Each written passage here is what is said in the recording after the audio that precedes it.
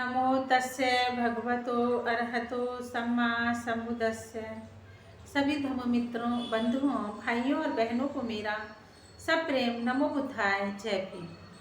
बौद्ध भारत में आपका स्वागत है। 41वीं थेरी गाथा सुंदरी नंदा। यह 41वीं थेरी गाथा है सुंदरी नंदा। कपिलवस्तु में शाक्य राजवंश में जन्म, अतिशय रूपवती होने के कारण सुंदरी उपपद जनपद कल्याणी, जनपद की सबसे सुंदर स्त्री भी कहलाती थी। बुद्धत्व प्राप्ति के बाद भगवान बुद्ध के कपिलवस्तु में आने पर शाक्य राजकुमार नंद और राहुल तक जब प्रवजित कर लिए गए और तत्पश्चात राजा शुद्धोधन की मृत्यु पर महाप्रजापति गौतमी भी जब भिक्षुणी हो गई, तो नंदा ने सोचा, जब मेरे वंश के सभी लोग प्रवजित हो गए हैं तो मैं ही घर में रहकर क्या करूँगी। वह भी भिक्षुणी हो गई, किंतु उसकी यह प्रवज्ञा श्रद्धा के कारण नहीं हुई, स्वजनों के प्रति प्रेम के कारण हुई थी। अतः अपने सौंदर्य में उसकी अभी तक आसक्ति बनी हुई थी। शास्ता के रूप तिरस्कार से के भय से वह अभिरूपा नंदा के समान उनके सामने न जाती, किंतु शास्ता ने भी उसे अभिरूपा नंदा के समान ही उपदेश दिया। तरुण युवती के क्रमश प्राप्त वाद्य को भाव को देखकर सुंदरी नंदा को जीवन की अनित्यता और दुख का साक्षात्कार हुआ और उसका चित्त वैराग्य में स्थित हो गया। भगवान ने यह देखकर उसे निम्नलिखित उपदेश दिया।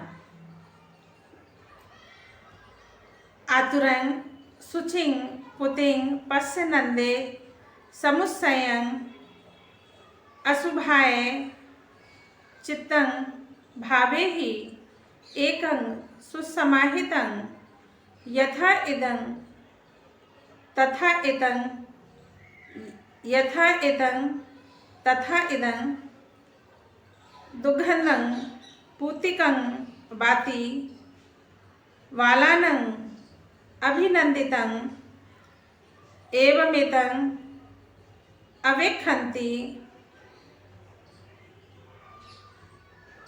रत्तिन्दव मतिन्दिता ततो सकाय पंजाय अभिनिव्यजं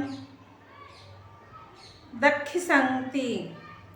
इस उपदेश को सुनकर नंदा को ज्ञान की प्राप्ति हुई। उसने उद्गार प्रकट करते हुए कहा, तस्सा में अपमत्ताय विचिनंतिया योनिसो यथाभूतं अयं कायो दिठो संतर्बाहिरो अथ निब्बिदहं काये अज्झतं च विरजहं अपमता विषयुक्ता उपशांतमिः निपुताति। नंदा इस गंदे सम्मिश्रण शरीर को देख, अशुचि, दुर्गंधमय और व्याधि के समूह इस शरीर को तू देख, एकाग्रचित्त और अच्छी प्रकार समाधि में स्थित होकर तू अशुभ भावना में चित्त को लगा। जैसी यह देह है वैसी ही तेरी देह भी है, जो इस सौंदर्य का परिणाम है वही तेरे सौंदर्य का भी परिणाम होगा। इस दुर्गंधमय अपवित्र शरीर का यही परिणाम है। केवल अज्ञानी लोग ही इसे अभिनंदनीय वस्तु समझते हैं। इसलिए नंदा, रात दिन प्रमाद रहित होकर तू इस काया का इस प्रकार अवेक्षण कर ऐसा करती हुई तू अपनी प्रज्ञा से, सौंदर्य के मोह से विमुक्त होकर सत्य को देख। शास्त्रा के उपदेश को सुनकर मैंने ठीक प्रकार से प्रमादरहित होकर इस शरीर के हेतु का ठीक प्रकार से चिंतन किया।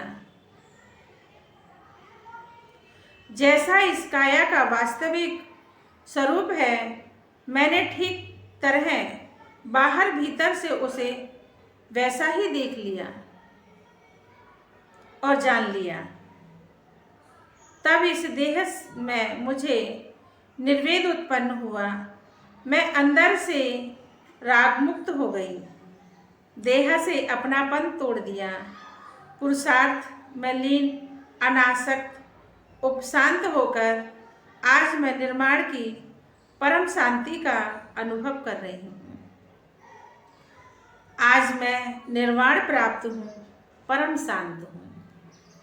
इन्हीं फेरी गाथाओं के सत्य वचन से आप सबका मंगल हो, कल्याण हो, संसार के सारे प्राणी सुखी हों। साधु साधु साधु।